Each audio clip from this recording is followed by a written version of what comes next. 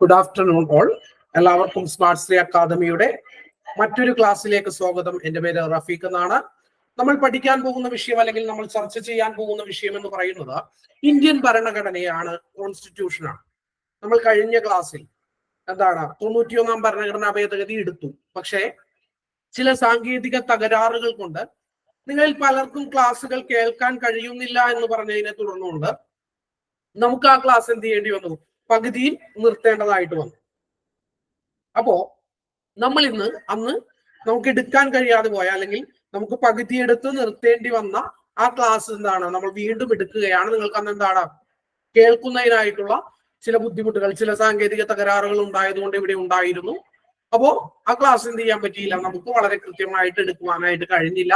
അപ്പൊ ഞാൻ അന്ന് നിങ്ങളോട് പറഞ്ഞിരുന്നു ആ ക്ലാസ് അടുത്ത ദിവസം ഇവിടുത്തെ ടെക്നിക്കൽ എററൊക്കെ പരിഹരിച്ചതിന് ശേഷം ഞാൻ എടുക്കുമെന്ന് നിങ്ങളോട് പറഞ്ഞിരുന്നു. അപ്പോ നമ്മൾ ആ ക്ലാസ്സിലേക്ക് കിടക്കുകയാണ്. നമ്മൾ പഠിച്ചുകൊണ്ടിരിക്കുന്നത് ഇന്ത്യൻ ഭരണഘടനയുടെ ഭേദഗതിയെ കുറിച്ചാണ്. അപ്പോ ഇന്ത്യൻ ഭരണഘടനയിൽ ഏത് ആർട്ടിക്കിളിലാണ് ഭരണഘടനാ ഭേദഗതികളെ കുറിച്ച് പ്രതിപാദിക്കുന്നത്? ഏത് ആർട്ടിക്കിളിലാണ് ഭരണഘടന ഭേദഗതിയെ കുറിച്ച് പ്രതിപാദിക്കുന്നത്? ആർട്ടിക്കിൾ 368 ആണ്. ഏത് ഭാഗത്തിലാണ്, ഇന്ത്യൻ ഭരണഘടനയുടെ ഏത് ഭാഗത്താണ് ഭരണഘടനാ ഭേദഗതിയെ കുറിച്ച് പ്രതിപാദിക്കുന്നത്? ഭാഗം 20. നമ്മൾ ഏത് രാജ്യത്തു നിന്നാണ് ഈ ഭരണഘടനാ ഭേദഗതി എന്ന് പറയുന്നത് കടം കൊണ്ടിട്ടുള്ളത്?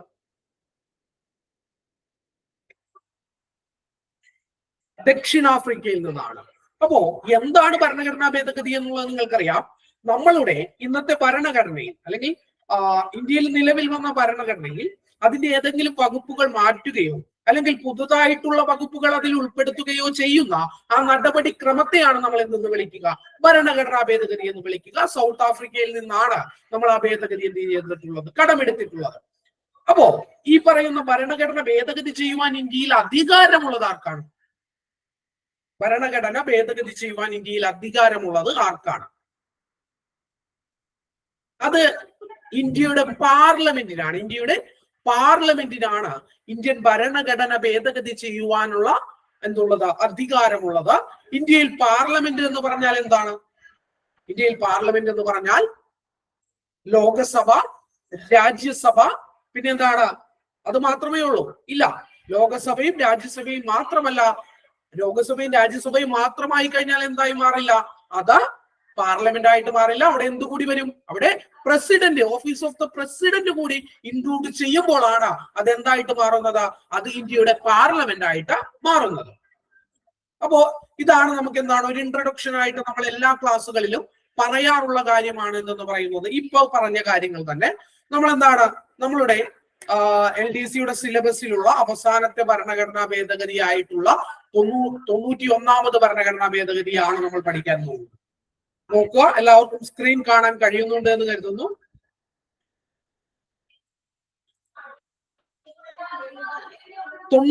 ഭരണഘടനാ ഭേദഗതി 2003.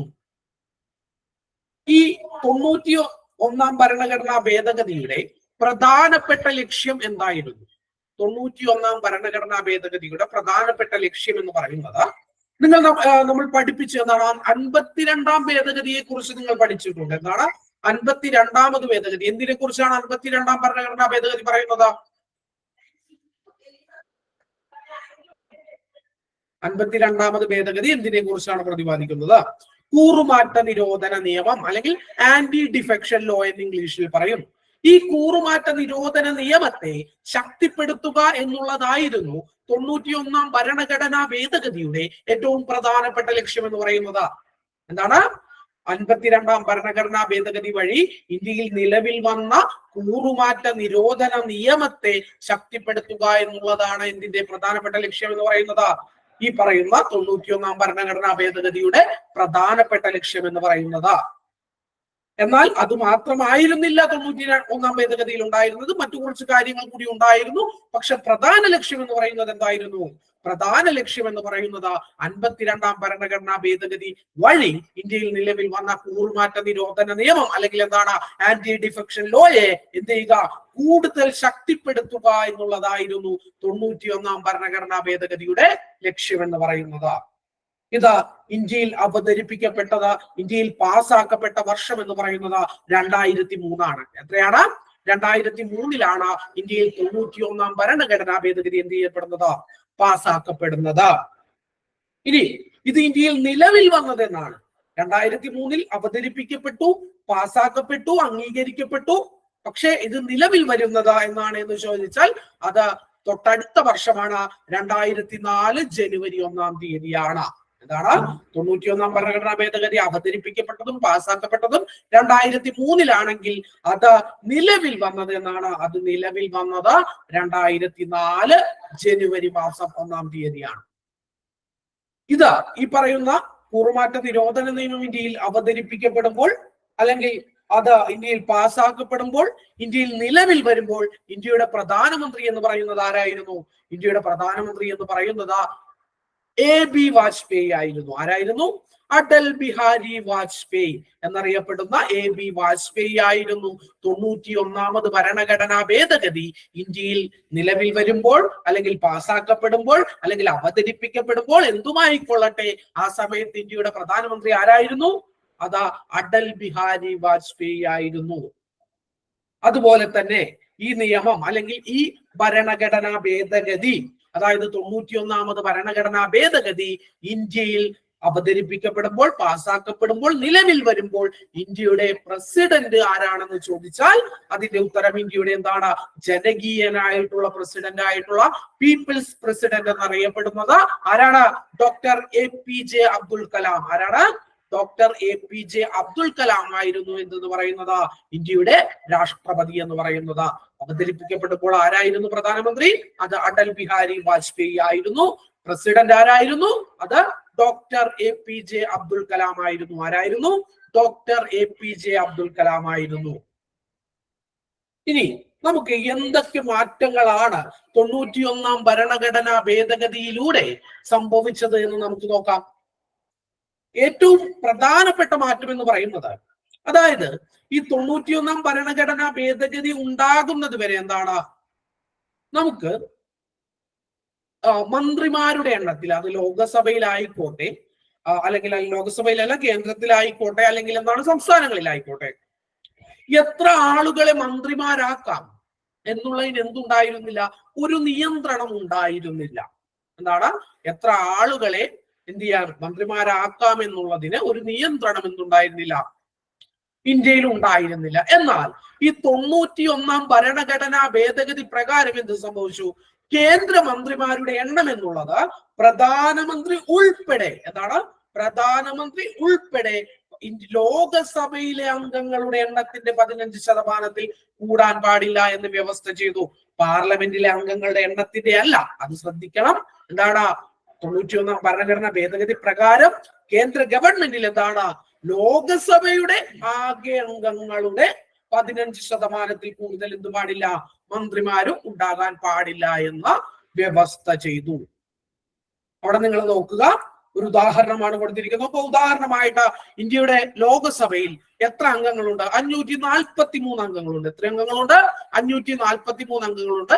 അങ്ങനെയാണെങ്കിൽ ഇന്ത്യയുടെ കേന്ദ്ര മന്ത്രിസഭയിൽ ഉൾപ്പെടുത്താൻ കഴിയാവുന്ന പരമാവധി മന്ത്രിമാരുടെ എണ്ണം എന്ന് പറയുന്നത് എത്രയായിരിക്കും? അത് ഈ 543-ന്റെ 15% എത്രയാണ്? 543-ന്റെ 15% എന്ന് പറയുന്നത് എത്രയാണ്? 81.45 അപ്പോ 81 എന്നുള്ളത് കേന്ദ്ര മന്ത്രിസഭയിൽ ഉണ്ടാകാൻ സാധ്യതയുള്ള മന്ത്രിമാരുടെ പരമാവധി എണ്ണം എന്ന് പറയുന്നത് എത്രയാണ്? കേന്ദ്ര മന്ത്രിസഭയിൽ ഉണ്ടാകാൻ സാധ്യതയുള്ള മന്ത്രിമാരുടെ പരമാവധി എണ്ണം എന്ന് പറയുന്നത് എത്രയാണ്? അത് 81. ഇനി ഇത് കേന്ദ്രത്തിന് മാത്രം ബാധകമല്ല, സംസ്ഥാന നിയമസഭകൾക്കും എന്താണ്? ഇത് ബാധകമാണ്. അപ്പോ 91-ാം ഭരണഘടനാ ഭേദഗതി പ്രകാരം എന്തുകൂടി സംഭവിച്ചു? കേന്ദ്ര മന്ത്രിസഭയിലെ മന്ത്രിമാരുടെ എണ്ണം മാത്രമല്ല, സംസ്ഥാന മന്ത്രിസഭയിലെ അംഗങ്ങളുടെ എണ്ണവും എന്ത് ചെയ്യാൻ പാടില്ല? ആ സംസ്ഥാന നിയമസഭയിലെ അംഗസംഖ്യയുടെ എന്താണ് 15% കൂടാൻ പാടില്ല എന്ന് വ്യവസ്ഥ ചെയ്തു. അതായത് 91 ഭരണഘടനാ ഭേദഗതി പ്രകാരം സംസ്ഥാന മന്ത്രിസഭയിലെ മന്ത്രിമാരുടെ എണ്ണം എന്നുള്ളത് എന്താണ്? സംസ്ഥാന നിയമസഭയിലെ ആകെ അംഗങ്ങളുടെ 15% കൂടാൻ പാടില്ല എന്ന് എന്ത് ചെയ്തു? വ്യവസ്ഥ ചെയ്തു. അപ്പൊ കേന്ദ്രത്തിലും 15%, പാർലമെന്റിലെ മൊത്തം അംഗങ്ങളിൽ കൂടുതൽ കൂടാൻ പാടില്ല. സംസ്ഥാനങ്ങളിലാണെങ്കിൽ എന്താണ്? സംസ്ഥാന നിയമസഭയുടെ അംഗങ്ങളുടെ 15% കൂടുവാനായിട്ട് പാടില്ല. നമുക്കൊരു ഉദാഹരണം നോക്കാം. ഉദാഹരണത്തിന് കേരളത്തിൽ എത്ര നിയമസഭാ സീറ്റുകളുണ്ട്? 140 നിയമസഭാ സീറ്റുകളുണ്ട്. അങ്ങനെയാണ് എന്നുണ്ടെങ്കിൽ കേരള മന്ത്രിസഭയിൽ ഉൾപ്പെടുത്താൻ കഴിയുന്ന പരമാവധി മന്ത്രിമാരുടെ എണ്ണം എന്ന് പറയുന്നത് എത്രയായിരിക്കും? അത് ഈ 140ന്റെ 15%. എത്രയാണ്? 140ന്റെ 15% 140ന്റെ 15% എന്ന് പറയുന്നത് 21. എത്രയാണ്? 21. അപ്പോൾ കേരള മന്ത്രിസഭയിൽ ഉൾപ്പെടുത്തുവാൻ സാധിക്കുന്ന പരമാവധി മന്ത്രിമാരുടെ എണ്ണം എന്ന് പറയുന്നത് എത്രയാണ്? അത് 21. ഇനി ഇത് മാത്രമല്ല, ഇപ്പൊ ചെറിയ ഇപ്പൊ നമുക്ക് കേരളത്തിലേക്ക് 140 ഉള്ളത് കൊണ്ട് നമുക്ക് എന്താണ് ഒരു കൂടുതൽ മന്ത്രിമാരുണ്ടാവും. ഇനി ചെറിയ നിയമസഭാ സീറ്റുകൾ ഉള്ള സംസ്ഥാനങ്ങളൊക്കെ ഉണ്ട്. ഉദാഹരണം സിക്കിം എടുക്കുകയാണെങ്കിൽ സിക്കിമിന് ഏകദേശം 32 എന്താണ് 32 സീറ്റുകളെ ഉള്ളൂ, നിയമസഭാ സീറ്റുകളെ ഉള്ളൂ. അപ്പോ അതിന്റെ 15% എന്ന് പറയുമ്പോൾ ഏകദേശം 5-നും 6-നും ഒക്കെ ഇടയിൽ എന്ത് ചെയ്യും? അംഗങ്ങളെ എന്ത് ചെയ്യാൻ പാടുള്ളൂ? ഉണ്ടാകുവാനായിട്ട് പാടുള്ളൂ. പക്ഷേ അവിടെ എന്ത് ചെയ്തു? അവിടെ ഈ 91 ഭേദഗതിയിലൂടെ എന്ത് ചെയ്തു? മറ്റൊരു കാര്യം കൂടി പറഞ്ഞു. അതായത് സംസ്ഥാന മന്ത്രിസഭയിലെ അംഗങ്ങളുടെ എണ്ണം എന്നുള്ളത് എത്രയിൽ കുറയാൻ പാടില്ല? 12-ൽ കുറയാൻ പാടില്ല എന്ന് വ്യവസ്ഥ ചെയ്തു. എന്താണ്? സംസ്ഥാന മന്ത്രിസഭയിലെ അംഗങ്ങളുടെ എണ്ണം എന്ന് പറയുന്നത് 12-ൽ കൂടാൻ പാടില്ല എന്ന് വ്യവസ്ഥ ചെയ്തു. അതായത് സിക്കിമൊക്കെ ആണെങ്കിൽ അവർക്ക് എത്രയാണ്? 12 വരെ മന്ത്രിമാരെ അവർക്ക് എന്താണ് ഏറ്റവും കുറഞ്ഞത് വെക്കാം. പക്ഷേ ഈ പല ചില സംസ്ഥാനങ്ങളിലെല്ലാം ഇപ്പോഴും എന്താണ് 12-ൽ കുറഞ്ഞ മന്ത്രിമാരുണ്ട്. ഉദാഹരണം സിക്കിമിലാണെങ്കിൽ തന്നെ എന്താണ് നിലവിൽ 10-11 മന്ത്രിമാരാണ് ആകെ ഉള്ളത്, മുഖ്യമന്ത്രി ഉൾപ്പെടെ. അപ്പോ എന്തുകൊണ്ടാണ് അങ്ങനെ വരുന്നത് എന്ന് ചോദിച്ചാൽ ഒരു സുപ്രീം കോടതിയുടെ റൂളിംഗ് ഉണ്ട്. അതായത് ഈ 12 ഭരണഘടനയിൽ ഒരു ലിമിറ്റ് വെച്ചിട്ടുണ്ട് എങ്കിൽ പോലും എന്താണ് വേണമെങ്കിൽ ആ മന്ത്രിസഭയ്ക്ക് എന്ത് ചെയ്യാം? അവരുടെ മന്ത്രിമാരുടെ എണ്ണം എന്നുള്ളത് 12-ൽ കുറയ്ക്കാം. അത് ഭരണഘടനാ വിരുദ്ധമല്ല എന്ന് എന്ത് ചെയ്തിട്ടുണ്ട്? സുപ്രീം കോടതി ഒരു റൂളിംഗ് പുറപ്പെടുവിച്ചിട്ടുണ്ട്. അപ്പോൾ ചില ബുക്കുകളിൽ റാങ്ക് ഫയലുകളൊക്കെ നിങ്ങൾ കാണുമ്പോൾ അതിലെന്താണ് ഈ പറയുന്ന സിക്കിം, ഗോവ അങ്ങനെയുള്ള ചെറിയ ചെറിയ സംസ്ഥാനങ്ങളിലെ മന്ത്രിമാരുടെ എണ്ണം എന്നുള്ളത് ഏറ്റവും കുറഞ്ഞത് 7 എന്ന് നിങ്ങൾക്ക് എന്ത് ചെയ്യാൻ പറ്റും? നിങ്ങൾക്ക് ചില ബുക്കുകളിലൊക്കെ കാണാൻ കഴിയും. പക്ഷെ ഞാൻ ഈ ആക്ടുമായി ബന്ധപ്പെട്ട് ഒരുപാട് റാങ്ക് ഫയലിൽ അത്തരം ഒരു വിവരം എനിക്ക് ലഭിച്ചുവെങ്കിലും ഞാൻ എന്താണ് മറ്റു ഇതുമായി ബന്ധപ്പെട്ടിട്ടുള്ള മറ്റു മാർഗങ്ങളൊക്കെ നോക്കിയപ്പോൾ അങ്ങനെ ഒന്ന് ഞാൻ എന്താണ് വേറെ എങ്ങും എന്ത് ചെയ്തിട്ടില്ല. ഈ റാങ്ക് ഫയലിൽ അല്ലാതെ വേറെ എങ്ങും അത്തരത്തിലുള്ള ഒരു വിവരം ഞാൻ കണ്ടിട്ടില്ല. അപ്പോൾ സംസ്ഥാന മന്ത്രിസഭയിൽ അംഗങ്ങളുടെ എണ്ണം എന്ന് പറയുന്നത് എന്താണ്? ഭരണഘടനാ പ്രകാരം എത്രയാണ്? അത് 12-ൽ കുറയാൻ പാടില്ല എന്നുള്ളതാണ്. ഇനി നമ്മൾ പറഞ്ഞു എന്താണ് 91 ഭരണഘടനാ ഭേദഗതിയുടെ ഏറ്റവും പ്രധാനപ്പെട്ട ലക്ഷ്യം 52 ഭരണഘടനാ ഭേദഗതി പ്രകാരം ഉണ്ടായ കൂറുമാറ്റ നിയമത്തെ അല്ലെങ്കിൽ ആന്റി ഡിഫെക്ഷൻ ലോ എന്ത് ചെയ്യുക? ശക്തിപ്പെടുത്തുക എന്നുള്ളതായിരുന്നു. അപ്പോ 91 ഭരണഘടനാ ഭേദഗതി പ്രകാരം കൂറുമാറ്റ നിരോധനത്തിന് എന്താണ് നിയമപരിധിയിൽപ്പെട്ട അയോഗ്യരാക്കപ്പെടുന്ന അംഗങ്ങൾ എന്ത് ചെയ്യാൻ പാടില്ല? മന്ത്രിമാരായിട്ട് നിയമിക്കാൻ പാടില്ല എന്ന് എന്ത് ചെയ്തു? വ്യവസ്ഥ ചെയ്തു. അതായത് ഒരു മന്ത്രിയാകണമെങ്കിൽ നിയമസഭ അംഗമാകണം അല്ലെങ്കിൽ ലോകസഭയിൽ അംഗമാകണമെന്ന് എന്തെങ്കിലും നിർബന്ധമുണ്ടോ? ഇപ്പോ കേരളത്തിൽ MLA അല്ലാത്ത ആരെങ്കിലും മന്ത്രിമാരാകാൻ പറ്റുമോ? എന്റെ ചോദ്യം അതാണ്. സിമ്പിൾ ആയിട്ട് അതാണ്. MLA അല്ലാത്ത ആർക്കെങ്കിലും മന്ത്രിയാകുവാൻ കഴിയുമോ? നോ, ഇല്ല.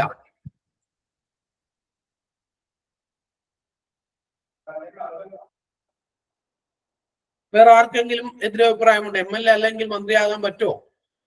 പറ്റുമോ?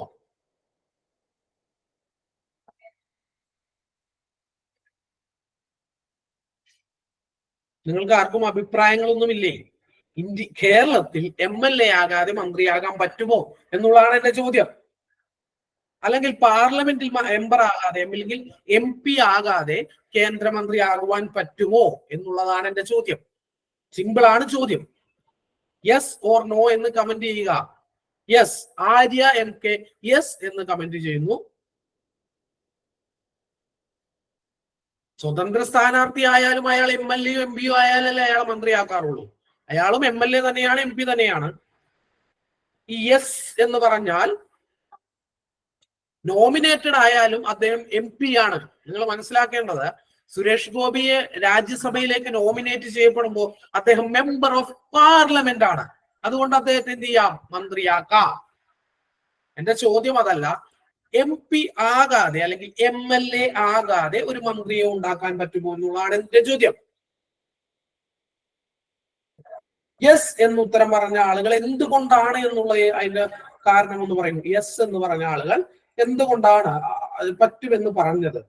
ജെബിൻ, ആര്യ MK, എന്തുകൊണ്ടാണ് നിങ്ങൾ പറഞ്ഞത്? നിങ്ങൾ പറഞ്ഞ ഉത്തരം ശരിയാണ്, യെസ് ആണ്. എന്തുകൊണ്ടാണ്? ഉണ്ടെങ്കിൽ കമന്റ് ചെയ്യുക എന്തുകൊണ്ടാണ്. അല്ലെങ്കിൽ ഞാൻ നിങ്ങളുടെ മൈക്ക് ഓൺ ചെയ്തു തരാം, പെട്ടെന്ന് പറയുക. എന്തുകൊണ്ടാണ് നിങ്ങൾ പറഞ്ഞത് MLA ആകാതെ മന്ത്രിയാക്കാൻ കഴിയും? എന്തുകൊണ്ടാണ്? പറഞ്ഞോളൂ, മൈക്ക് ഞാൻ ഓൺ ആക്കിയത്. യെസ് പറഞ്ഞ ആളുകൾ പെട്ടെന്ന് ഉത്തരം പറയാം. യെസ്. എന്തുകൊണ്ടാണ് സിദ്ധാർത്ഥ പറഞ്ഞത്? സിദ്ധാർത്ഥ് പറയൂ. യെസ് ആണ് ഉത്തരം, ശരിയാണ്. MLA അല്ലെങ്കിലും ഒരാളെ മന്ത്രിയാക്കാൻ പറ്റും. അതിന് എങ്ങനെയാണത്? 6 മാസത്തിനുള്ളില് എന്താണ്? 6 മാസത്തിന്റെ ഉള്ളില്. അതെ, ദിവ്യ പറഞ്ഞ ഉത്തരം വളരെ കറക്റ്റ് ആണ്. വെരി ഗുഡ് ദിവ്യ. അതായത് ഒരാളെ മന്ത്രിയാക്കാം. എങ്ങനെയാണെന്നറിയോ? ഇപ്പൊ പ്രധാനമന്ത്രിക്കോ മുഖ്യമന്ത്രിക്കോ ഒരാളെ മന്ത്രിയാക്കണമെന്നുണ്ടെങ്കിൽ അവര് വേണമെങ്കിൽ മന്ത്രിയാക്കി സത്യപ്രതിജ്ഞ ചെയ്യാം, അവര് മന്ത്രിയാകും. എത്ര കാലം വരെയാണ്? 6 മാസക്കാലം വരെ ഒരാൾക്ക് എന്ത് ചെയ്യാൻ പറ്റും? മന്ത്രിയായിട്ടിരിക്കുവാൻ കഴിയും. അതിനുശേഷം ഈ 6 മാസത്തിനുള്ളിൽ അദ്ദേഹം ഏതെങ്കിലും രീതിയിൽ ഈ നിയമസഭയിൽ, ഇപ്പോ സംസ്ഥാനങ്ങളിലാണെങ്കിൽ നിയമസഭകളിൽ, അല്ലെങ്കിൽ കേന്ദ്രത്തിലേക്കാണെങ്കിൽ പാർലമെന്റിന്റെ ഏതെങ്കിലും ഒരു 2 സഭകളിൽ ഏതെങ്കിലും ഒരു സഭയിൽ എന്താണ്? അംഗമായാൽ മതി. 6 മാസം വരെ അദ്ദേഹത്തിന് പാർലമെന്റിലോ നിയമസഭയിലോ എന്താണ്? അംഗമല്ലാതെ മന്ത്രിയായിട്ട് ക്യാബിനറ്റിൽ ഇരിക്കാൻ കഴിയും. ഡൗട്ട് ചോദിച്ചോട്ടെ? എന്താണ്? ഈ നോമിനേറ്റ് ചെയ്യുന്ന ഗവർണർ ആണോ അപ്പൊ അതോ CM? എന്ത് നോമിനേറ്റ് ചെയ്യുന്നത്? ഈ MP MLAക്ക് പകരം മന്ത്രിയാകുന്നത് നോമിനേറ്റ് ചെയ്യുന്നത്, മന്ത്രിമാരെ നോമിനേറ്റ് ചെയ്യുന്നത് ചീഫ് മിനിസ്റ്റർ ആയിരിക്കും. സംസ്ഥാനത്താണെങ്കിൽ ചീഫ് മിനിസ്റ്റർ ആയിരിക്കും, കേന്ദ്രത്തിലാണെങ്കിൽ പ്രധാനമന്ത്രി ആയിരിക്കും. നിയമിക്കുന്നത് പ്രസിഡന്റും ഗവർണറുമായിരിക്കും. അത് നോമിനേറ്റ് ചെയ്യുന്നത് കേന്ദ്രത്തിൽ പ്രധാനമന്ത്രിയും എന്താണ് സംസ്ഥാനങ്ങളിൽ മുഖ്യമന്ത്രിയുമായിരിക്കും. അപ്പോ ഇങ്ങനെയാണ്. വേണമെങ്കിൽ നമുക്ക് ഗൂഗിൾ മീറ്റിന്റെ പ്രശ്നം ഉണ്ടായിരുന്നേ, അതായിരുന്നു ഉത്തരം പറയാൻ. ഗൂഗിൾ മീറ്റിന്റെ പ്രശ്നം ഉണ്ടായിരുന്നു, അതാ ഉത്തരം പറയാൻ. ശരി സിദ്ധാർത്ഥ, അപ്പൊ ശരിയായോ? ഇപ്പൊ ശരിയായി. ശരി, ഓക്കെ. അപ്പോ നമുക്ക് അങ്ങനെ MLA ആകാതെയൊക്കെ മന്ത്രിയാക്കാം. പക്ഷേ ഇവിടെ 91-ാം ഭരണഘടനാ ഭേദഗതി വന്നപ്പോ ഒരാൾ പുറത്തു പോയി. ഭരണഘടനാ ഭേദഗതി പ്രകാരം എന്താണ്? ഈ 52-ാം കൂറുമാറ്റ നിരോധന പ്രകാരം ഒരാൾ എന്താണ് ഈ പറയുന്ന 2003 മുമ്പ് അദ്ദേഹത്തിന് MP സ്ഥാനം നഷ്ടപ്പെട്ടു. അപ്പൊ വേണമെങ്കിൽ എന്ത് ചെയ്യാമായിരുന്നു? ആ മിനിസ്ട്രിക്ക് അയാൾ വേണമെങ്കിൽ മന്ത്രിയൊക്കെ ആയിട്ട് വേണമെങ്കിൽ നിയമിക്കാം. പിന്നെ 6 മാസത്തിന് ശേഷം എന്ത് ചെയ്യാൻ മതി? അദ്ദേഹം വേറൊരു തെരഞ്ഞെടുപ്പ് നേരിട്ട് ജയിച്ചാൽ മതിയായിരുന്നു. പക്ഷേ 91-ാം ഭരണഘടനാ ഭേദഗതി പ്രകാരം കൂറുമാറ്റ നിരോധന നിയമത്തിന്റെ പരിധിയിൽപ്പെട്ട് അയോഗ്യരാക്കപ്പെടുന്ന അംഗങ്ങളെ എന്ത് ചെയ്യാൻ പാടില്ല എന്ന് പറഞ്ഞു? മന്ത്രിമാരായിട്ട് നിയമിക്കാൻ പാടില്ല എന്ന വ്യവസ്ഥ ചെയ്തു. എന്താണ്? 91-ാമത് ഭരണഘടനാ ഭേദഗതി പ്രകാരം കൂറുമാറ്റ നിരോധന നിയമത്തിന്റെ പരിധിയിൽപ്പെട്ട അയോഗ്യരാക്കപ്പെടുന്ന അംഗങ്ങളെ എന്താണ്? മന്ത്രിമാരായിട്ട് നിയമിക്കുവാൻ പാടില്ല എന്ന് എന്ത് ചെയ്തു? വ്യവസ്ഥ ചെയ്തു. അത് മാത്രമല്ല, പിന്നെ എന്താണ്? മറ്റൊരു കാര്യം കൂടി അതിൽ എന്ത് ചെയ്തപ്പെട്ടു?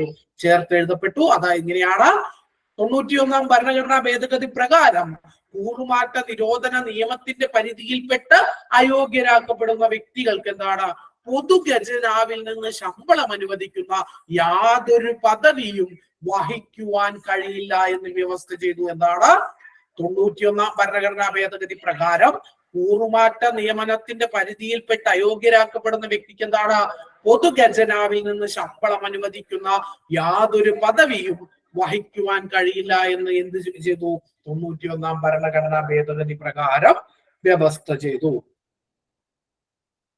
ഇനി അടുത്തത് 91 ഭരണഘടനാ ഭേദഗതി പ്രകാരം അല്ലെങ്കിൽ ഈ 52ാമത് ഭരണഘടനാ ഭേദഗതി പ്രകാരം അല്ലെങ്കിൽ 91ാമത് ഭരണഘടനാ ഭേദഗതി പ്രകാരം 2 രാഷ്ട്രീയ പാർട്ടികൾ ലയിക്കുമ്പോൾ അതിൽ നിന്ന് വിട്ടുനിൽക്കുന്ന അംഗങ്ങളെ എന്ത് ചെയ്തു കൂറുമാറ്റ നിരോധന നിയമത്തിന്റെ പെടുത്തി അയോഗ്യരാക്കാമെന്ന് വ്യവസ്ഥ ചെയ്തു. എന്താണ് 91 ഭരണഘടനാ ഭേദഗതി പ്രകാരം 2 രാഷ്ട്രീയ പാർട്ടികൾ ലയിക്കുമ്പോൾ അതിൽ നിന്ന് വിട്ടുനിൽക്കുന്ന അംഗങ്ങൾ എന്താണ് കൂറുമാറ്റ നിരോധന നിയമത്തിന്റെ പരിധിയിൽപ്പെടുത്തി അയോഗ്യരാക്കാമെന്ന് എന്ത് ചെയ്തു നമ്മള് വ്യവസ്ഥ ചെയ്തു. അപ്പോ എന്താണ് 52ാം ഭരണഘടനാ ഭേദഗതി പ്രകാരം ആന്റി ഡിഫെക്ഷൻ ലോ നിലവിൽ വന്നപ്പോൾ എന്തുണ്ടായിരുന്നില്ല? 2 പാർട്ടികൾ ലയിക്കുകയാണെന്ന് കരുതുക. അതിൽ ഒരു ചെറിയ പാർട്ടി ഒരു വലിയ പാർട്ടിയിൽ ലയിക്കുകയാണെന്ന് കരുതുക. അപ്പൊ ഈ ചെറിയ പാർട്ടിയിൽ എന്താണ് ചില അംഗങ്ങൾക്ക് അതിൽ എന്തുണ്ടാ എതിർപ്പുണ്ട്, അവർ മാറി നിൽക്കുകയാണെന്ന് കരുതുക. അപ്പോ ഈ പാർട്ടി ലയിക്കുന്നു, ഇവർ മാറി നിൽക്കുന്നു. ഈ മാറി നിൽക്കുന്ന ആളുകൾ എന്താണ് ഈ പാർട്ടിയിൽ എന്താണ് MLA-മാരോ MP-മാരോ ആണെന്ന് കരുതുക. പക്ഷെ അവരെന്തിന്റെ പരിധിയിൽ വരില്ലായിരുന്നു? ആന്റി ഡിഫെക്ഷൻ ലോയുടെ പരിധിയിൽ വരില്ലായിരുന്നു. പക്ഷെ എന്ത് ചെയ്തു 91ാം ഭരണഘടനാ ഭേദഗതി പ്രകാരം 2 പാർട്ടികൾ ലയിക്കുമ്പോൾ ആ പാർട്ടിയിൽ നിന്ന് അല്ലെങ്കിൽ ആ പാർട്ടിയുടെ തീരുമാനത്തിൽ നിന്ന് വ്യതിചലിച്ച് നിൽക്കുന്ന വ്യക്തികൾ അവർ MLA-യോ MP-യോ ആണെങ്കിൽ അവരെന്ത് ചെയ്യും? അവരെ കൂറുമാറ്റ നിരോധന നിയമത്തിന്റെ പരിധിയിൽപ്പെടുത്തിക്കൊണ്ട് എന്ത് ചെയ്യും? അയോഗ്യരായിട്ട് പ്രഖ്യാപിക്കും. ഇനി 91ാം ഭരണഘടനാ ഭേദഗതി പ്രകാരം എന്താണ് ഭേദഗതി ചെയ്യപ്പെട്ട പട്ടിക ഏതായിരുന്നു? 91ാം ഭരണഘടനാ ഭേദഗതി പ്രകാരം ഭേദഗതി ചെയ്യപ്പെട്ട പട്ടികയാണ് എന്തെന്ന് പറയുന്നത് 10ാം പട്ടിക. ഇനി 91ാം ഭരണഘടനാ ഭേദഗതി പ്രകാരം ഭേദഗതി ചെയ്യപ്പെട്ട ആർട്ടിക്കിളുകൾ ഏതൊക്കെയാണ്? Article 75, article 164. ആർട്ടിക്കിൾ 75 എന്തിനെ കുറിച്ചാണ് പറയുന്നത്? ആർട്ടിക്കിൾ 75 എന്തിനെ കുറിച്ചാണ് പറയുന്നത്?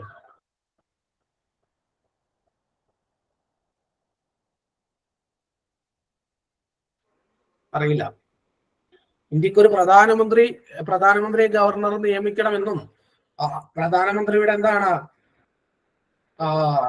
നിർദ്ദേശപ്രകാരം അല്ലെങ്കിൽ അദ്ദേഹത്തിന്റെ റെക്കമെൻഡ് പ്രകാരം മറ്റു മന്ത്രിമാരെയൊക്കെ നിയമിക്കണമെന്ന് പറയുന്ന മറ്റുള്ള മന്ത്രിമാരെ നിയമിക്കാം പറയുന്നത് ആർട്ടിക്കിളാണ്. ആർട്ടിക്കിൾ 75 എന്ന് പറയുന്നത് അതിന്റെ തന്നെ സംസ്ഥാന വേർഷൻ ആണ് എന്ന് പറയുന്നത്. അതിന്റെ തന്നെ സംസ്ഥാന വേർഷൻ ആണ് ആർട്ടിക്കിൾ 164 എന്നൊക്കെ പറയുന്നത്. ഇനി ഈ പറയുന്ന 91ാം ഭരണഘടനാ ഭേദഗതി പ്രകാരം കൂട്ടിച്ചേർക്കപ്പെട്ട ആർട്ടിക്കിൾ ആണ് എന്തെന്ന് പറയുന്നത് ആർട്ടിക്കിൾ 361B എന്ന് പറയുന്നത്. ആർട്ടിക്കിൾ 361B എന്ന് പറയുന്നത്. അപ്പൊ ഇത്രയുമാണ് എന്തുള്ളത് നമുക്ക് ഈ പറയുന്ന ഭരണഘടനാ ഭേദഗതി 91ാം ഭരണഘടനാ ഭേദഗതിയിൽ എന്ത് ചെയ്യാനുള്ളത് നമുക്ക് പഠിക്കാനായിട്ടുള്ളത്. അപ്പോ ഈ ഇത്രയും ഭരണഘടനാ ഭേദഗതികളോടുകൂടി എന്താണ് നമ്മുടെ ക്ലാസ് നമ്മൾ അവസാനിപ്പിക്കുകയാണ്. ഭരണഘടനാ ഭേദഗതി എന്ന് പറയുന്ന ഭാഗം LDCയിൽ ഇത്രയും ആർട്ടിക്കിളുകളിൽ നിന്ന് നിങ്ങൾക്ക് എന്ത് പറഞ്ഞാലും 1 മാർക്കിന് ഏറ്റവും കുറഞ്ഞത് ചോദ്യമുണ്ടാവും. നിങ്ങൾക്ക് ഭാഗ്യമുണ്ടെങ്കിൽ 1ഓ 2ഓ മാർക്കിന് ഇവിടെ നിന്ന് എന്തുണ്ടാകും? നിങ്ങൾക്ക് ചോദ്യങ്ങൾ ഉണ്ടാവും. ആ 2 മാർക്കും നിങ്ങൾക്ക് എന്താണ് ഇത് പഠിച്ചു കഴിഞ്ഞാൽ ഈ കാര്യങ്ങൾ പഠിച്ചു കഴിഞ്ഞാൽ എന്താണ് നിങ്ങൾക്ക് കിട്ടുന്നതായിരിക്കും. എല്ലാവർക്കും മനസ്സിലായില്ലേ? ഇനി ഇതിന് കീഴിൽ മറ്റു ചില ആർട്ടിക്കിളുകൾ ഉണ്ട് അല്ലെങ്കിൽ മറ്റു ചില ഭരണഘടനാ ഭേദഗതികൾ ഉണ്ട്. അത് നമ്മൾ എന്ത് ചെയ്യും? അതുമായി ബന്ധപ്പെട്ട മറ്റു വിഷയങ്ങൾ പഠിക്കുമ്പോൾ ആ ഭരണഘടനാ ഭേദഗതികൾ എന്ത് ചെയ്യും? നമ്മൾ അവിടെ പ്രത്യേകമായിട്ട് എന്ത് ചെയ്യും? നമ്മൾ അവിടെ പഠിക്കുന്നതായിരിക്കും. അപ്പൊ ഇതോടുകൂടി നമ്മൾ എന്താണ് ഭരണഘടനാ ഭേദഗതി എന്ന് പറയുന്ന ആ ഭാഗം അവസാനിപ്പിക്കുക ആണ്. ഇനി നമ്മൾ എന്താണ് അടുത്ത ക്ലാസ്സിൽ എന്താണ് നമ്മൾ പുതിയ ഒരു വിഷയമായിരിക്കും അല്ലെങ്കിൽ ഭരണഘടനയുമായി ബന്ധപ്പെട്ട പുതിയൊരു ഭാഗമായിരിക്കും നമ്മൾ എന്ത് ചെയ്യാൻ പോകുന്നത്? നമ്മൾ ചർച്ച ചെയ്യാൻ പോകുന്നത്. അതിനു മുമ്പ് നമുക്ക് കുറച്ച് പ്രീവിയസ് ക്വസ്റ്റ്യൻ ആൻസേഴ്സ് ഈ പറയുന്ന ഭരണഘടനാ ഭേദഗതിയുമായിട്ട് ബന്ധപ്പെട്ട് അല്ലെങ്കിൽ എന്താണ് നമ്മൾ പഠിച്ച കുറച്ച് കാര്യങ്ങളുമായി ബന്ധപ്പെട്ടിട്ട് ഉള്ള ചില പ്രീവിയസ് ക്വസ്റ്റ്യൻ ആൻസേഴ്സ് എന്ത് ചെയ്യാം നമുക്ക് നോക്കാം. ഞാൻ ചോദ്യം വായിക്കും, അതിനുശേഷം ഉത്തരം നിങ്ങൾ എന്ത് ചെയ്യുക പറയും. ഒന്നാമത്തെ ചോദ്യം ഇതാണ്: മതേതരത്വം, സോഷ്യലിസം എന്നീ തത്വങ്ങൾ ഇന്ത്യൻ ഭരണഘടനയുടെ ആമുഖത്തിൽ ഉൾപ്പെടുത്തിയ ഭരണഘടനാ ഭേദഗതി ഏതാണ് എന്ന് ചോദിച്ചാൽ അതിന്റെ ഉത്തരം ഏതാണ്? ഓപ്ഷൻ എ ആണോ, ബി ആണോ, സി ആണോ എന്ന് പറഞ്ഞാൽ മതി. ഓപ്ഷൻ പറഞ്ഞാൽ മതി നിങ്ങൾ. ഓപ്ഷൻ ഡി ആണ്. 1976 42 ഭരണഘടനാ ഭേദഗതി പ്രകാരമാണ് സോഷ്യലിസം, സെക്യുലറിസം എന്നീ തത്വങ്ങൾ എന്ത് ചെയ്തത്? ഇന്ത്യൻ ഭരണഘടനയുടെ ഭാഗമാക്കി എഴുതി ചേർത്തത്. നമ്മൾ പഠിച്ചതാണ്. ആരായിരുന്നു പ്രധാനമന്ത്രി? ശ്രീമതി ഇന്ദിരാഗാന്ധി ആയിരുന്നു എന്നൊക്കെ നമ്മൾ എന്താണ് വളരെ വ്യക്തമായിട്ട് പഠിച്ചതാണ്. ഇതൊക്കെ എന്താണ് PSCയുടെ പ്രീവിയസ് ചോദ്യങ്ങളായിരുന്നു. ഇന്ത്യയിൽ വിദ്യാഭ്യാസ അവകാശ നിയമം നിലവിൽ വന്ന വർഷം ഏതാണ്? ഇന്ത്യയിൽ വിദ്യാഭ്യാസ അവകാശ നിയമം നിലവിൽ വന്ന വർഷം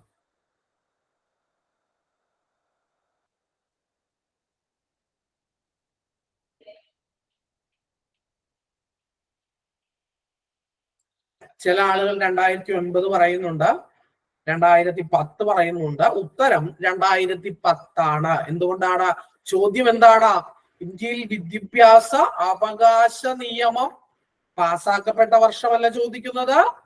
എന്താണ് ചോദിക്കുന്നത്? അത് നിലവിൽ വന്ന വർഷമാണ് ചോദിക്കുന്നത്. നിലവിൽ വന്ന വർഷം എന്നാണ് നമ്മൾ പഠിച്ചത്. അത് ഓപ്ഷൻ ബി ആണ്, 2010 ഈ മൂന്നാമത്തെ ചോദ്യം: മൗലിക അവകാശങ്ങൾ ഉൾപ്പെടെ ഇന്ത്യൻ ഭരണഘടനയുടെ ഏതു ഭാഗവും ഭേദഗതി ചെയ്യാമെന്ന് പാർലമെന്റിന് അധികാരമുണ്ടെന്ന് വ്യവസ്ഥ ചെയ്ത ഭരണഘടനാ ഭേദഗതി ഏതാണ്? വേഗം ഉത്തരം പറയൂ.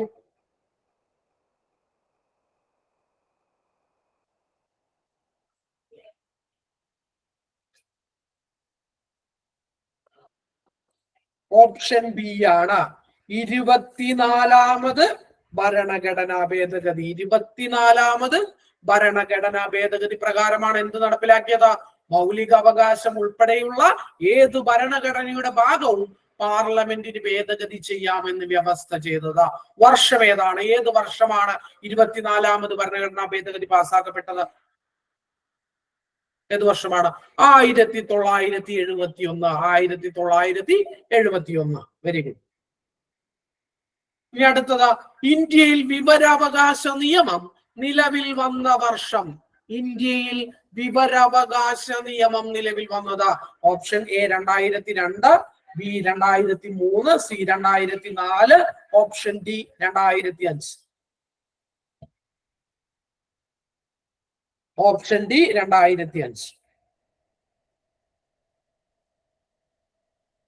ഇനി അടുത്ത ചോദ്യം: ഇന്ത്യൻ ഭരണഘടന രൂപീകരിക്കുന്ന വേളയിൽ മൗലിക അവകാശമായിട്ട് ഉൾപ്പെടുത്തുകയും പിന്നീട് 44ാം ഭരണഘടനാ ഭേദഗതിയിലൂടെ മൗലികാവകാശങ്ങളിൽ നിന്ന് നീക്കം ചെയ്യപ്പെടുകയും ചെയ്ത അവകാശം ഏതാണ്? ഓപ്ഷൻ എ ഇന്ത്യയിൽ എവിടെയും സഞ്ചരിക്കുന്നതിനുള്ള സ്വാതന്ത്ര്യം, അഭിപ്രായ സ്വാതന്ത്ര്യം, സി ആവിഷ്കാര സ്വാതന്ത്ര്യം, ഓപ്ഷൻ ഡി സ്വത്തവകാശം.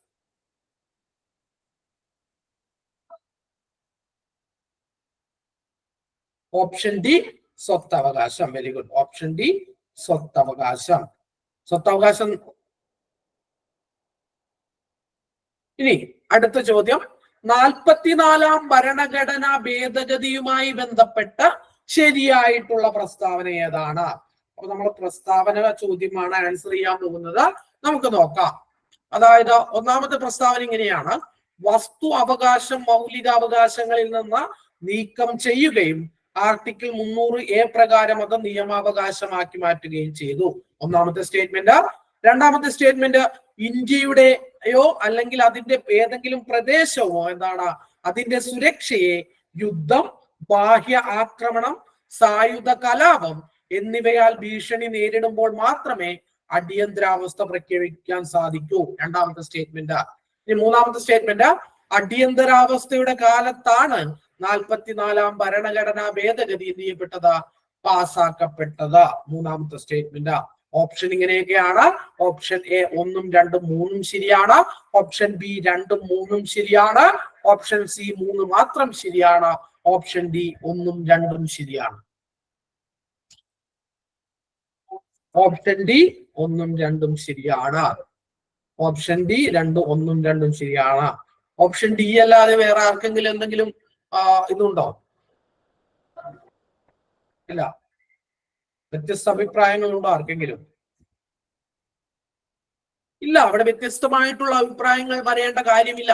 നമ്മൾ വളരെ വ്യക്തമായിട്ട് പഠിച്ചതാണ്. എന്താണ് 42ാം ഭരണഘടനാ ഭേദഗതിയിലൂടെ ശ്രീമതി ഇന്ദിരാഗാന്ധി ഇന്ത്യയിൽ നടപ്പിലാക്കിയിട്ടുള്ള മറ്റു പല പരിഷ്കാരങ്ങളെയും റദ്ദു ചെയ്യുന്നതിന് വേണ്ടിയിട്ടാണ് എന്ത് പാസ്സാക്കിയതെന്നാണ് നമ്മൾ പഠിച്ചത്. 44ാം ഭരണഘടനാ ഭേദഗതി പാസ്സാക്കിയതെന്നാണ് നമ്മൾ പഠിച്ചത്. അതുകൊണ്ട് തന്നെ അടിയന്തരാവസ്ഥക്ക് ശേഷമാണ് എന്ത് പാസ്സാക്കപ്പെട്ടത്, 44ാം ഭരണഘടനാ ഭേദഗതി പാസ്സാക്കപ്പെട്ടത്. ജനതാ ഗവൺമെന്റ് ആണ് അത് പാസ്സാക്കപ്പെട്ടത്. അടിയന്തരാവസ്ഥ കാലത്ത് കോൺഗ്രസ് ഗവൺമെന്റ് ആയിരുന്നു. ഇതൊക്കെ നിങ്ങളുടെ മനസ്സിലേക്ക് എന്ത് ചെയ്യണം, ഓടി ഓടി വരണം. അപ്പൊ നിങ്ങൾക്ക് അവിടെ നിന്ന് എന്ത് കിട്ടും, ഉത്തരം കിട്ടും. മൂന്നാമത്തെ സ്റ്റേറ്റ്മെന്റ് എന്നുള്ളത് എന്താണ്, തെറ്റാണ്. അത് അങ്ങനെയാണെങ്കിൽ എന്താണ്, 1ഉം 2ഉം ശരിയാണ്. ഓപ്ഷൻ ഡി ആണ് എന്തെന്ന് പറയുന്നത്, ഉത്തരം എന്ന് പറയുന്നത്. ഉത്തരം എന്ന് പറയുന്നത് ഓപ്ഷൻ ഡി 1ഉം 2ഉം ശരിയാണ്. ഇനി അടുത്ത ചോദ്യം നോക്കുക. ഇന്ത്യൻ ഭരണഘടനാ ഭേദഗതിയുടെ നടപടിക്രമങ്ങൾ സംബന്ധിച്ച പ്രസ്താവനകൾ പരിഗണിക്കുക. ഒന്നാമത്തേത്, സംസ്ഥാന നിയമസഭകളിൽ ഭരണഘടനാ ഭേദഗതി ചെയ്യുന്നതിനുള്ള നിർദ്ദേശം ആരംഭിക്കാവുന്നതാണ്. ഒന്നാമത്തെ സ്റ്റേറ്റ്മെന്റ്. രണ്ടാമത്തെ സ്റ്റേറ്റ്മെന്റ്, ഫെഡറൽ ഘടനയെ ബാധിക്കുന്ന ഭരണഘടനാ ഭേദഗതി സംസ്ഥാന നിയമസഭകളിൽ പകുതിയും പ്രത്യേക ഭൂരിപക്ഷത്തോടു കൂടി അംഗീകരിക്കണം. രണ്ടാമത്തെ ഓപ്ഷൻ. മുകളിൽ പറഞ്ഞവയിൽ ഏതാണ് ശരി? 1 മാത്രം ശരി, 2 മാത്രം ശരി, 1ഉം 2ഉം ശരിയാണ്.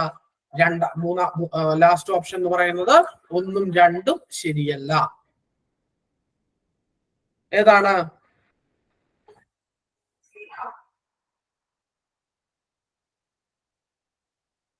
ഓപ്ഷൻ ഡി 1ഉം 2ഉം ശരിയല്ല. Option D. Okay, option D 1ഉം 2ഉം ശരിയല്ല. അപ്പൊ എന്റെ ചോദ്യം, എന്തുകൊണ്ടാണ് ഓപ്ഷൻ ഡിയിലെ 2 പ്രസ്താവനകളും തെറ്റാണ് എന്ന് നിങ്ങൾ പറയുന്നത്? ഒന്നാമത്തെ സ്റ്റേറ്റ്മെന്റില് പാർലമെന്റിനാണ് ഭരണഘടനാ ഭേദഗതി ചെയ്യുവാനുള്ള അധികാരം. ഓക്കെ, അപ്പൊ അതുകൊണ്ട് എന്താണ്, സംസ്ഥാന നിയമസഭകൾക്ക് ആ അധികാരമില്ല. അതുകൊണ്ട് ഒന്നാമത്തെ സ്റ്റേറ്റ്മെന്റ് തെറ്റാണ്. ഇനി രണ്ടാമത്തെ സ്റ്റേറ്റ്മെന്റ്, അവിടെ എന്താണ് മിസ്റ്റേക്ക് വന്നിരിക്കുന്നത്? മൈക്ക് ഓൺ ആണ്, പറഞ്ഞാലും മതി, കമന്റ് ചെയ്യണമെന്നില്ല.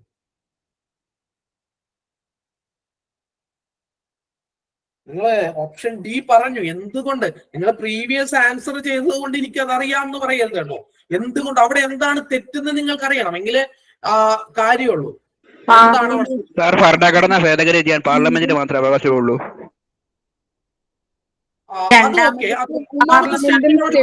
ശരി.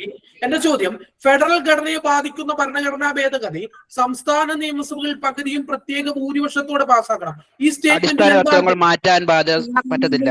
ഭരണഘടന അടിസ്ഥാന തത്വങ്ങൾ മാറ്റാൻ പറ്റില്ല. അല്ല സാർ, അത് സംസ്ഥാന നിയമസഭകളിൽ നിന്നാണ് പറഞ്ഞിരിക്കുന്നത്. ഓക്കെ, അതല്ല അതിലെ തെറ്റ്. പാർലമെന്റ്. അത് ഓക്കെ, അത് മുകളിൽ 2/3 majority. 2/3 majority. അതെ, അതായത് ഇവിടെ പറയുന്നത് ഫെഡറൽ ഘടനയെ ബാധിക്കുന്ന സംസ്ഥാന നിയമസഭകളിൽ പകുതിയും സ്പെഷ്യൽ മെജോറിറ്റിയിൽ പാസ്സാക്കണം എന്ന് പറയുന്നു. അതാണ് ഇവിടെയുള്ള തെറ്റ് എന്ന് പറയുന്നത്. അവിടുത്തെ തെറ്റ് എന്താണ്? അതായത് നിങ്ങളോട് ഞാൻ പറഞ്ഞിരുന്നത് എന്താണ്, ഫെഡറൽ സിസ്റ്റത്തെ ബാധിക്കുന്ന കാര്യങ്ങൾ എങ്ങനെയാണ് ഭേദഗതി ചെയ്യുന്നത്? ഒന്ന്, അത് പാർലമെന്റിൽ 2/3 സ്പെഷ്യൽ മെജോറിറ്റിയിൽ പാസ്സാക്കണം. അവിടെ മാത്രം പാസ്സാക്കിയാൽ പോരാ, പിന്നെ എന്ത് വേണം? പകുതി സംസ്ഥാനങ്ങളുടെ അംഗീകാരം വേണം. അതാണ് ഇവിടെ പറഞ്ഞിരിക്കുന്നത്. പകുതി സംസ്ഥാനങ്ങളുടെ അംഗീകാരം എന്നുള്ളത് സ്പെഷ്യൽ മെജോറിറ്റിയിൽ വേണ്ട. അതെന്താണ്? അത് സിംപിൾ മെജോറിറ്റിയിൽ മതി. 2/3 വേണ്ട, സിമ്പിൾ മെജോറിറ്റി മതി സംസ്ഥാനങ്ങളുടെ പിന്തുണ ലഭിക്കാൻ. ആ സംസ്ഥാന നിയമസഭയുടെ എന്താണ് സിമ്പിൾ മെജോറിറ്റി, അതായത് 100 പേരുണ്ടെങ്കിൽ 51 വോട്ട് കിട്ടിയാൽ മതി. അവിടെ എന്താണ് ഫെഡറൽ ഘടനയെ ബാധിക്കുന്ന ഭരണഘടനാ ഭേദഗതി എന്താണ് സംസ്ഥാന നിയമസഭകളിൽ പകുതിയും എന്ത് ചെയ്യണം, പ്രത്യേക ഭൂരിപക്ഷത്തോടെ പാസ്സാക്കണം എന്നുള്ള സ്റ്റേറ്റ്മെന്റ് ആയതുകൊണ്ടാണ് അത് തെറ്റ്. പക്ഷേ അവിടെ ഇങ്ങനെയാണ് തരുന്നതെന്ന് കരുതുക, അതായത് ഫെഡറൽ ഘടനയെ ബാധിക്കുന്ന ഭരണഘടനാ ഭേദഗതി സംസ്ഥാന നിയമസഭകളിൽ പകുതിയും എന്താണ് സിമ്പിൾ മെജോറിറ്റിയിൽ എന്ത് ചെയ്യണം, പാസ്സാക്കണം, അല്ലെങ്കിൽ കേവല ഭൂരിപക്ഷത്തിൽ അംഗീകരിക്കണം എന്നാണ് സ്റ്റേറ്റ്മെന്റ് തന്നിരുന്നതെങ്കിൽ ആ സ്റ്റേറ്റ്മെന്റ് എന്താകുമായിരുന്നു? ശരിയാകുമായിരുന്നു. ആ സ്റ്റേറ്റ്മെന്റ് ശരിയാകുമായിരുന്നു. ഇവിടെ പ്രത്യേക ഭൂരിപക്ഷത്തിൽ പാസ്സാക്കണം എന്ന് പറഞ്ഞത് കൊണ്ടാണ് അവിടെ ആ സ്റ്റേറ്റ്മെന്റ് എന്താകുന്നത്? ആ സ്റ്റേറ്റ്മെന്റ് തെറ്റാകുന്നത്. നിങ്ങളെ സ്റ്റേറ്റ്മെന്റ് സാധനങ്ങളൊക്കെ പഠിക്കുമ്പോൾ നിങ്ങൾക്ക് വളരെ വ്യക്തമായിട്ട് പഠിക്കണമെന്ന് പറയുന്നത് ഇതുകൊണ്ടാണ്. അപ്പോ ഉത്തരം എന്ന് പറയുന്നത് നിങ്ങൾ പറയുന്നത് പ്രകാരം എന്താണ്? 1ഉം 2ഉം പ്രസ്താവനകളും എന്തല്ല? 1ഉം 2ഉം പ്രസ്താവനകളും ശരിയല്ല. ഓപ്ഷൻ ഡി ആണ് എന്തെന്ന് പറയുന്നത് ഉത്തരം എന്ന് പറയുന്നത്. അടുത്ത ചോദ്യം നമ്മൾ പഠിച്ചു കഴിഞ്ഞ സംഭവത്തെ കുറിച്ചാണ്, ഇന്ന് പഠിച്ച സംഭവത്തെ കുറിച്ചാണ് കേട്ടോ. 91ാം ഭരണഘടനാ ഭേദഗതിയുമായി ബന്ധപ്പെട്ട് ശരിയായ പ്രസ്താവന ഏതാണ് എന്നുള്ളതാണ് ചോദ്യം. ഒന്നാമത്തെ പ്രസ്താവന 2004 നിലവിൽ വന്നു. രണ്ടാമത്തെ പ്രസ്താവന കേന്ദ്ര മന്ത്രിസഭയിലെ അംഗസംഖ്യ പ്രധാനമന്ത്രി ഉൾപ്പെടെ ലോകസഭയിലെ ആകെ അംഗങ്ങളുടെ 15% കൂടാൻ പാടില്ല. മൂന്നാമത്തെ പ്രസ്താവന ആ ഭേദഗതി എന്നുള്ളത് തെറ്റാണ്, അത് ടൈപ്പ് ചെയ്തതിൽ വന്ന മിസ്റ്റേക്ക് ആണ്. ഈ ഭേദഗതി എന്ന് മാറ്റി വായിക്കണം. ഈ ഭേദഗതി മുന്നോട്ട് വെച്ച കമ്മിറ്റിയുടെ ചെയർമാനാണ് പ്രണബ് മുഖർജി. ഇനി നാലാമത്തേത് ഈ ഭേദഗതി സംസ്ഥാന നിയമസഭകൾക്കും ബാധകമാണ്. ഓപ്ഷൻ എ 2ഉം 3ഉം 4ഉം ശരിയാണ്. ഓപ്ഷൻ ബി 1ഉം 2ഉം 3ഉം 4ഉം ശരിയാണ്. ഓപ്ഷൻ സി 3ഉം 4ഉം ശരിയാണ്. ഓപ്ഷൻ ഡി 1ഉം 3ഉം 4ഉം ശരിയാണ്. 2, 3, 4.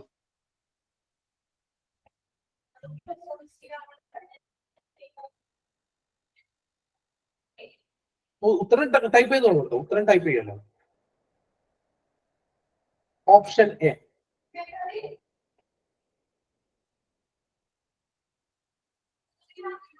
വേഗം ടൈപ്പ് ചെയ്യട്ടോ. ഉത്തരം പെട്ടെന്ന് ടൈപ്പ് ചെയ്യും. ഓപ്ഷൻ എ അല്ലാത്ത ആർക്കെങ്കിലും ഉണ്ടെങ്കിൽ വേഗം പറയണം കേട്ടോ.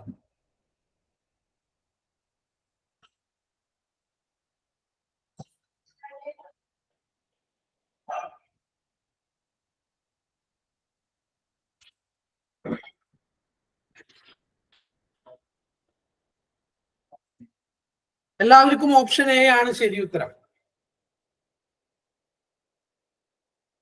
വേറെ ആർക്കെങ്കിലും എന്തെങ്കിലും അഭിപ്രായം ഉണ്ടോ?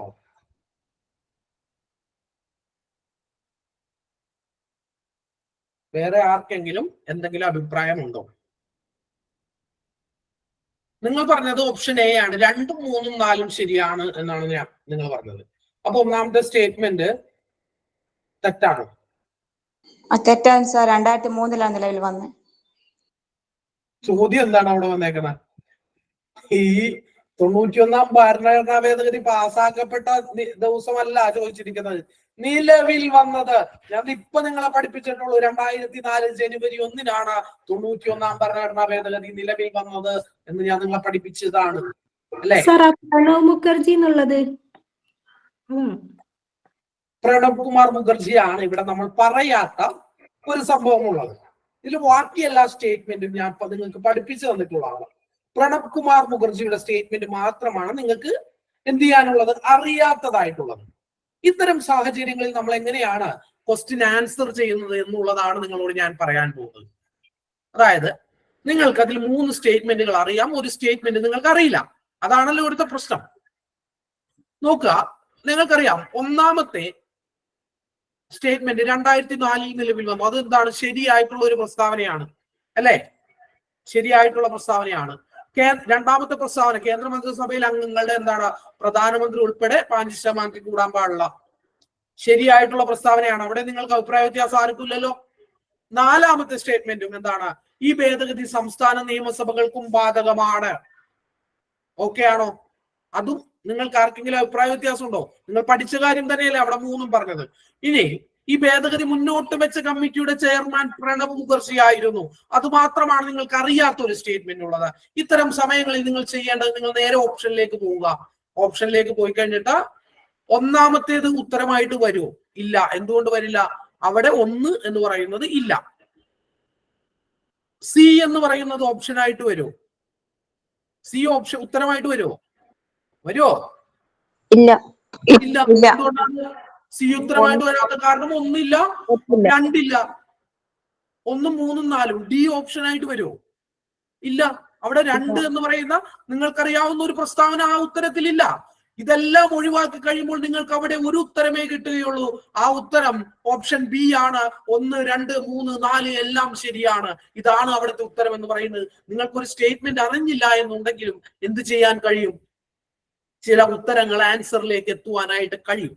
ഇവിടെ നിങ്ങളുടെ അറിവിനെ മാത്രമല്ല ഇവിടെ PSC പരീക്ഷിക്കുന്നത്. നിങ്ങൾ എങ്ങനെയാണ് ആ ഉത്തരത്തിലേക്ക് എത്തിച്ചേരുവാനുള്ള നിങ്ങളുടെ തലച്ചോറിന്റെ ഒരു കഴിവിനെ കൂടിയാണ് PSC അവിടെ പരീക്ഷിക്കുന്നത്. അല്ലാതെ PSCക്ക് അവിടെ 1, 2, 4 ഓപ്ഷൻ തരാൻ PSCക്ക് അറിയാനിട്ടല്ല. 1, 2, 4 ഓപ്ഷൻ തന്നാൽ നിങ്ങൾ പെട്ടു. അവിടെ PSC 1, 2, 4 ഓപ്ഷനിൽ തരാത്തത് നിങ്ങൾ ഇങ്ങനെ കണ്ട ഉത്തരത്തിലേക്ക് എത്തി.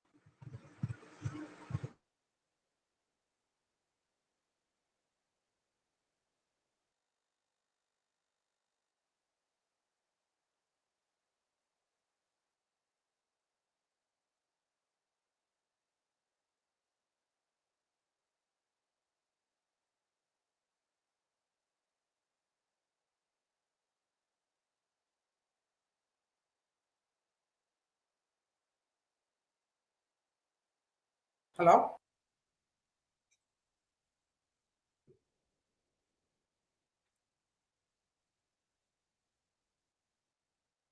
ഓക്കെ.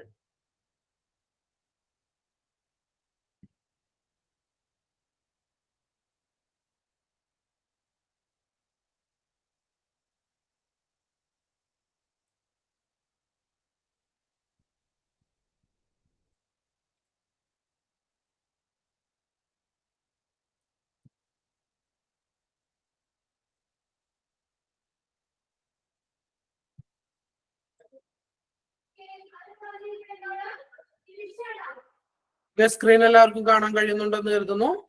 അപ്പൊ നിങ്ങൾക്ക് മനസ്സിലായില്ലേ എങ്ങനെയാണ് നിങ്ങൾക്ക് അറിയാവുന്ന ഒരു സ്റ്റേറ്റ്മെന്റ് വന്നാലും എങ്ങനെയാണ് ഉത്തരത്തിലേക്ക് എത്തിച്ചേരുക എന്നുള്ളത് നിങ്ങൾ മനസ്സിലാക്കിയിരിക്കണം. ഇതൊക്കെ കോമൺ സെൻസിന്റെ ഭാഗം കൂടിയാണ് കേട്ടോ.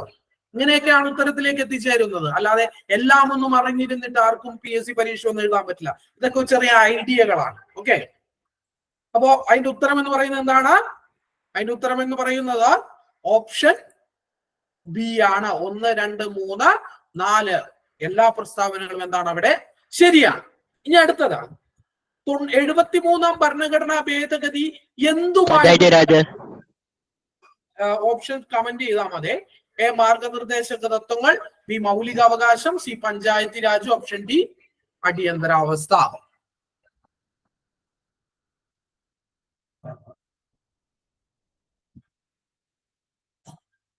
എന്താണ്? Option C Panchayati Raj. ഉത്തരം എന്താണ് അവിടെ? Option C Panchayati Raj.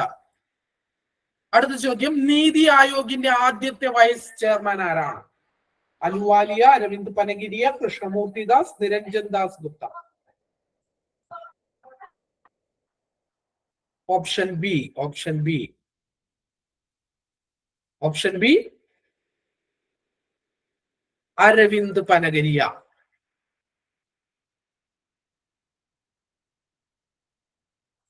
ഇനി 11ാമത്തെ ചോദ്യം, പുത്തൻ സാമ്പത്തിക നയത്തിന്റെ പ്രധാന ലക്ഷ്യങ്ങൾ ഏതെല്ലാമാണ്? ഉദാരവൽക്കരണം, ആഗോളവൽക്കരണം, സ്വകാര്യവൽക്കരണം. ഓപ്ഷൻ ഡി ഇവയെല്ലാം.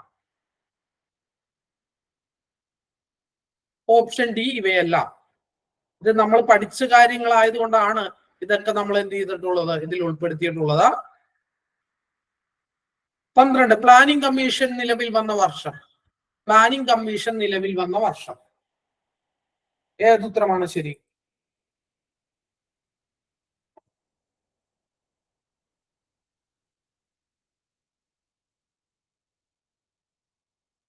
ഓപ്ഷൻ ബി മാർച്ച് 15, 1950 എന്തെന്നുള്ളത് ശരിയായിട്ടുള്ള ഉത്തരം. ഇനി നീതി ആയോഗിന്റെ ആസ്ഥാനം എന്ന് പറയുന്നത് എവിടെയാണ്? നീതി ആയോഗിന്റെ ആസ്ഥാനം. ഓപ്ഷൻ എ ന്യൂഡൽഹി, എല്ലാവർക്കും അറിയാവുന്നതാണ്. ഇനി ഭരണഘടനാ ഭേദഗതിയെ കുറിച്ച് പ്രതിപാദിക്കുന്ന അനുച്ഛേദം അല്ലെങ്കിൽ ആർട്ടിക്കിൾ ഏതാണ്?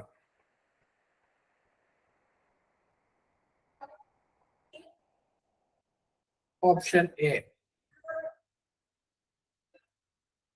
ആർട്ടിക്കിൾ 368 ആണ്. ആർട്ടിക്കിൾ 368 ആണ്. അപ്പൊ ഇങ്ങനെയൊക്കെയാണ് PSC യുടെ എന്താണ് പ്രീവിയസ് ക്വസ്റ്റ്യൻ പേപ്പറിൽ വന്നിട്ടുള്ള ചില ക്വസ്റ്റ്യൻസ് ആണ് നമ്മൾ എന്ത് ചെയ്തതാ ഇപ്പോ ഇവിടെ ഡിസ്കസ് ചെയ്യുന്നത്. അപ്പൊ നിങ്ങൾക്ക് ഇന്നത്തെ ക്ലാസ് നമ്മൾ എന്ത് ചെയ്യാണ്, ഇതോടുകൂടി അവസാനിപ്പിക്കുകയാണ്. എല്ലാവർക്കും നന്ദി, നമസ്കാരം.